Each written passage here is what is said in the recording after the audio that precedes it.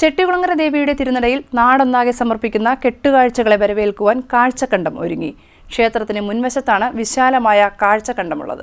ചെട്ടികുളങ്ങര അമ്മയ്ക്ക് നാട് സമർപ്പിക്കുന്ന കെട്ടുകാഴ്ചകളെ വരവേൽക്കാൻ കാഴ്ചക്കണ്ടം ഒരുങ്ങി. 13 കരക്കാരുടെ വക കെട്ടുകാഴ്ചകൾ ഈ കാഴ്ചക്കണ്ടത്തിലാണ് അണിനിരക്കുന്നത്. ക്ഷേത്രത്തിന് മുൻവശത്താണ് വിശാലമായ കാഴ്ചക്കണ്ടമുള്ളത്. കുംഭഭരണിക്ക് മുന്നോടിയായി കാഴ്ചക്കണ്ടം ഉഴുതുമറിച്ച് സജ്ജമാക്കിയിട്ടുണ്ട്. കുംഭഭരണി നാളായ തിങ്കളാഴ്ച വൈകിട്ട് 4 മണിയോടെയാണ് കെട്ടുകാഴ്ചകൾ കരകളിൽ നിന്ന് കാഴ്ചക്കണ്ടത്തിലേക്ക് എത്തുന്നത്.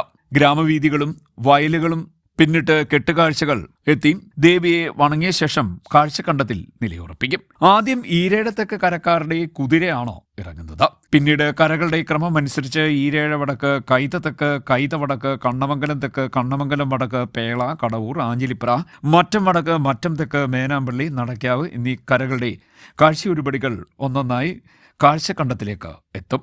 പുലർച്ചെയോടെ കെട്ടുകാഴ്ചകൾ കണ്ട് അനുഗ്രഹം ചൊരിയാനായി ദേവി ജീവതയിൽ എഴുന്നള്ളും. CDN news, Chettikulangara.